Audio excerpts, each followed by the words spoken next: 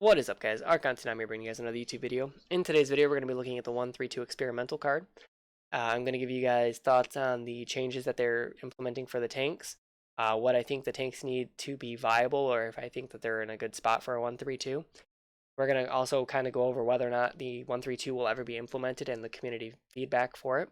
So with that out of the way, let's go ahead and talk about the changes to each character and talk about what could possibly be added to them to make them a bit more viable.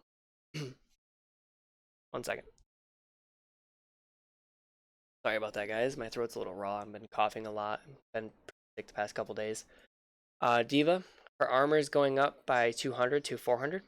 So she's going to be really hard to kill again like she was in the past. If you guys recall, she actually had 400 armor at one point in Overwatch's history. And she was a pretty big bully.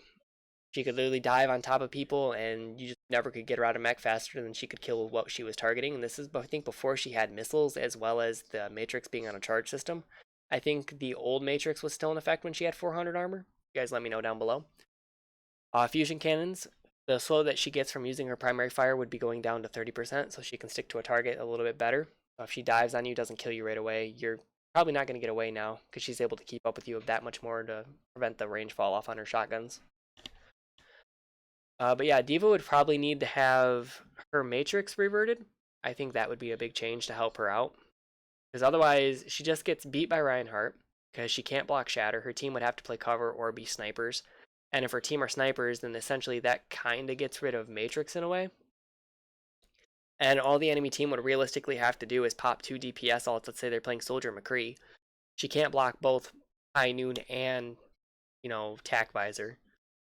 And on top of it, you can add in some other DPS. I don't know who else you would add to it, but it would easily overwhelm Diva. Even Reaper, you could probably add Death Blossom from the top because the enemy team will start focusing the soldier or whoever's not being defense matrix. Then you add Reaper and have him Death Blossom from above. I think Reaper would actually benefit from these changes quite a lot because it would help mitigate a lot of the things that keep him out of the meta. I mean, Death Blossom would definitely see some more value compared to what it does now. Orisa's up next. Protective barrier cooldown reduction from 10 to 8, and barrier health reverted back to 900, which is what it was before. Orisa, or however you want to pronounce it, I don't think that she would be very good in the 132 because you have to remember that she's also been hit in other areas since her barrier was at 900. She's lost damage, so her barrier break's not as effective. Her overall damage isn't as effective as it used to be. Her halt isn't as good anymore. The slow that it used to put on you is been pretty much gone or neutered from her kit to where now it doesn't really even exist. She would lose the ability to combo with Hog since he's a tank and you can't have two tanks anymore. So there would be no halt pull. Overall, Orisa I don't think is strong enough as a kit that would overcome this, whereas I think tanks like Reinhardt would benefit the most. Guess who's up next? Reinhardt, of course. He's getting a extra 100 armor added to his armor pool. His health still remains the same, so he can face tank more damage in the choke. The big change here is a hammer swing going from 75 to 90. If you were to have like a damage boost or a nano boost and like a discord, you would easily just tear through whoever the enemy tank is. I don't think any tank could stand up to Reinhardt in a choke. He would just win. His pin would get more value because if he can pin the enemy tank, he can probably just kill them right after, or your team can dive them and focus fire the tank as they're being pinned, especially if it's another Reinhardt. He just dies as he hits the wall. And with the extra 500 health that you have, or the extra 100 armor you have, you'd be able to tank that much more damage getting to the wall. So even if you happen to die and trade with the enemy Reinhardt, it then opens up the fight for your DPS to be able to carry. Same thing with your supports. So I think Rein would have a bigger advantage in 132 as it stands now. Poor Roadhog, he's up next. I don't think Roadhog has had as much of a great reception to these changes. I know a lot of the Roadhog mains believe that he's actually gotten worse with these changes. Take a breather. It now leaves behind a cloud that heals for 25% and gives 25% damage reduction to anybody within it or all allies within it. I would like to experiment a little more with this. I'd like to see like what a Ananade does and how much extra healing you get from an Ananade when combined with this. I'd imagine it jumps up to 50. I think it's double the healing, right? Is what the nade gives you. So you'd be healing for 50 extra per second plus the 25 damage reduction. So you could get a pretty big net gain depending on what you're going up against. Would it keep you alive against Junkrat Fire? It would help you take a couple more nades, but overall, I don't think you would live through it as effectively. I would be curious to see if it stops ultimate combos like Grav Dragon. Just because if you have an Nano Throwdown, everybody's healing for 50%, you take 25% reduction. I know Roadhog can survive through Grav Dragon with Take a Breather if you time it correctly. So it would be interesting to see if it would offset Grav Dragon. It may take a couple alt combos off the table. The only problem is that Roadhog has no defense like D.Va against Earth Shatter or some other big ultimates in the game. At least D.Va can eat May ult or, Grav, whereas Hog has literally no defense against it. You would be stuck playing a brawl comp in order to get the most out of Roadhog, I would imagine. I guess you could go snipers, but then the take a breather changes really don't help anybody but Hog when he's on point. And the hook changes going from 8 to 6. They don't sound like a lot on paper, but let's say you're facing a Reinhardt, for example. You break the shield, you can hook him, and your team kills him. Your hook cooldown will probably be back up or close to back up by the time the Reinhardt goes down, depending on what's going on in the fight. And then you can hook another target, and by the time Ryan comes back, you'll have probably gotten 3 hooks off on other people, and the fight would probably be won. It doesn't change the fact that Anna on the enemy team could easily shut down the whole take a breather strategy by throwing her anti-nade in. And then now Hog healing for 25 per second does nothing. He has no defense against anti-nade anymore because there's no Zarya bubble to purge it. The 25% damage reduction is about the only thing you're getting from it. So Anna would become a really big Hog counter and pretty much probably just win the encounter for her team. So Hog does have a lot of problems in the current setup for 132. I would like to see Take a Breather also add a purge effect to Anti, just so that way he doesn't get shut down as hard. Either that, or I'd like to see even his old hook return, as much as it sounds insane to say. I think his old hook mechanic would be okay in a 1-3-2, especially if they're going to nerf his one-shot potential anyway. So it'd give his hook more value. It would take the one-shot mechanic out of his kit, and he would be able to, bring more utility in the form of a pull. And that's what Roadhog would be. Like, if you want to open up a fight, break the shield or whatever your opponent's running, and then throw a hook and try to get a random target, would play for picks rather than, be a brawl comp that runs in. Hog would actually get more utility out of his hook. Sounds insane, I know, but that would be one fix that they could do, or they could increase the damage on his scrap gun and give him the one-shot potential back, since he already can't protect himself against a lot of the big counters in his kit. Because like I said, there's no Zarya bubble to purge anti, there's no Ryan shield to block anti, there's no Ryan shield to block Earth Shatter. He literally can't block anything for his team. 25% damage reduction isn't going to be enough. Unless they want to up the damage reduction, Take a Breather gives him to like 70% or something crazy like that. I think actually 7% wouldn't be unreasonable. Just because there is like a 3-second gap between being able to spam it. But Hog would need a bit more changes or something crazy in order to become viable. Like I said, right now Reinhardt is going to be the dominant tank. I think that Zarya could be the next dominant tank right behind Ryan. You may see more Zaryas. Hold on. But yeah, I think Ryan will be the dominant tank. He's going to be the easier tank to play, whereas Zarya would be the more advanced tank to play. And we'll go over why here in a second. But first, Sigma's up next. Sigma's experimental barrier. Health regen rate increased to 200 per second instead of 120, and the health barrier would go up to 120. Sigma would be interesting because Sigma doesn't necessarily need his barrier to block for his team. He has the Matrix type ability that also gives him shields, and depending on what you're eating, if you're eating an ultimate or not, you could easily end up with like 400 or 500 just blue life and be able to face tank with that as well, and not even need to use your shield outright. Or what most Sigmas are probably going to do is they're going to throw their shield up, the shield happens to break while it's regenning, then you switch to the blue barrier health or the blue barrier ability to buy yourself some extra time. And then by that point you will have used your shield twice. Hopefully your team will have gotten a pick while you're, holding your hand up, blocking the projectiles or ultimates. Sigma I think would be an okay choice as well. Because he can deal with the ultimates that we were talking about with Hog. Alright guys, 1 second. Oh. Sorry, I keep coughing. But anyway, He would be able to block Shatter. He'd be able to deal with Mayalt. He'd be able to deal with Grav because he can absorb them. He has the ability to knock people out of channeled ultimates with his stun meteorite ability. He brings okay damage to a fight, and his ultimate's not bad.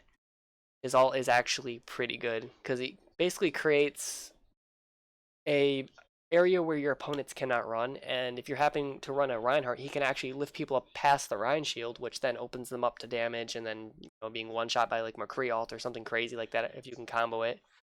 So Sigma I think would be okay. I think he would also be up there in the top 3 tanks that you could run. Winston would have an extra 100 armor, and this would be added to his total health now, where it's at 500, he'd have 200 armor and then 400 health. His barrier projector cooldown would be reduced by 3 seconds to 10. Unfortunately, I don't think these changes are enough to make Winston viable. The only way Winston would be viable is if you ran 3 dive DPS with him and met in the backline and tried to, systematically destroy the team from back to front, kind of like dive works now. Because he can't frontline. There's no way he's winning a fight with a Reinhardt in the choke. It's just not going to happen. He's going to get obliterated. So you would have to dive in the back line and hope that your team can meet you in the back line and, systematically destroy them from back to front. And that coordination just does not happen in competitive as it stands now in certain ranks. Maybe in Diamond you would start to see that coordination appear. Masters would probably be a bit better, and then GM you would definitely have no problems with it. But outside of that, there's just no way. I just don't think it would work. If I were to say anything, I would almost give Winston a little bit more damage, maybe, or even increase his barrier projector. Maybe reduce the cooldown that much more, or you'd have to give him like Diva type armor in order for him to be viable. You can't just give him 200 armor. I know he can get out, but he can just dive around. Just it's not gonna be something that makes him viable as a tank. Like I don't know what you would do for Winston realistically to make him viable in a 1-3-2. He just needs so much help from his team to complete what he's trying to do. Anyway, like I said, Zarya would be another big beneficiary of 1-3-2. And her changes are as followed. Shield's health pool increased from 200 to 300, so she'd have an extra 100 regenerable HP. Her total health would be 500 instead of 400. Maximum energy per barrier has been decreased from 40 to 30, and we'll go into that in a second. Her maximum damage for her left click would be down to 140 instead of 170 per second. Her maximum secondary fire damage reduced from 9.5 to 80. Again, I will be talking about why those are dropping. Her cooldown on herself, or on her own projected barrier rather, would be going to 8 seconds. And the reason why those other changes, the damage and the barrier or the energy changes happened, is because she now creates a barrier in all allies within 8 meters of your target. Duration increase from 2 to 3 seconds. So what this means is that you could literally create 5 barriers on your teammates that literally would put you at 100 charge within 1 cooldown. So they had to nerf the damage in order to make that viable. I think Zarya's kit being changed the way it is probably the best tank change for 1-3-2 out of all the listed changes thus far. And like I said before, Zarya would be the advanced tank, whereas Reinhardt would be the easier tank for people to play. And why I'm saying that is because projected barrier can block everything. There's no ultimate in the game that her barrier cannot block. There's no ability, period. So she would basically nullify everybody's kit. It would also it's a pretty long cooldown. I'm not gonna lie. It's like what 8 seconds for the ally barrier as well. But the 200 health barrier. So you're burning resources to remove the barrier, which makes Zarya stronger in the long run. She has the ability to pretty much prevent Diva Bomb or any other team wipe ult. She can block Earth Shatter, so Earth Shatter would no longer be a factor. The only thing that would probably get through is still EMP. That's the only all. I think it removes the protective barriers if I'm not mistaken. So you'd almost need a Sombra to go against her just to keep her hacked. Otherwise she'd just be out of control. I'm pretty sure if she barriers while she's being hacked, if you see it coming up, you can prevent the hack from going off. So Zarya would be probably one of the bigger beneficiaries of a 1-3-2. I think, like I said, it'd be her, Sigma, and Reinhardt that would be the big winners. I think Reinhardt would probably see more play than Zarya just because, again, Zarya's spot removal for particle barrier would be, like, again, it would be more advanced of a tactic. Sorry, guys. A little lost in thought. But you'd also be able to keep the cleanse effect, too. It didn't lose its cleanse effect. So if you get antied in a choke, you can, hit everybody with the barrier. Everybody's cleansed. No more anti. So it's almost like a better hog in a way. She doesn't have the ability, obviously, to pull people to her to start a fight, but at the same time, she doesn't need that because she has grab to keep them rooted. And if you were to run like a brawl comp, like Brig, Lucio, let's say Reaper, Doomfist, just close fighters that are going to be up close with you the entire time, you can literally push the button, walk into the choke, and pretty much run over the enemy team essentially. And you'll have 100 charge almost guaranteed because otherwise they're just going to die waiting the 3 seconds for the barriers to fall off. I think Sim would actually be really good with Zarya as well because Sim already wins against the barrier war. If they have a Reinhardt who's putting his barrier up to block his team, she just feeds charge into her gun, and then at that point, you hit her with 2 and let her run right past the Reinhardt into the enemy team, and she's off to the races winning. There's nothing the enemy team can do. I mean, like I said, they can shoot your bubbles, but they want to buff Zarya, and I know her damage did fall a little bit. She loses 15 on her right click and like 35 on her left per second, but that's still a lot of damage coming through. She's still going to melt you within 2 or 3 seconds. But anyways, guys, my thoughts on the changes for 1-3-2. I already gave you guys some ideal changes I'd like to see for some of these other tanks. I think Zarya, Sigma, and Reinhardt, again, would be fine. Do I think they'll go through with the 1-3-2? I do not, because a lot of the community's response to 1-3-2 so far, like the tank players, has been pretty negative. A lot of the hog mains were upset with some of the changes, like I said before. They don't think that he'd be viable. They actually think his kit's worse now than what it was before in 2-2-2. Winston would just be unplayable. There would have to be fixes there, especially if they're going to also implement bans as well, because Blizzard is bringing their own version of hero bans in Season 21, I believe it is.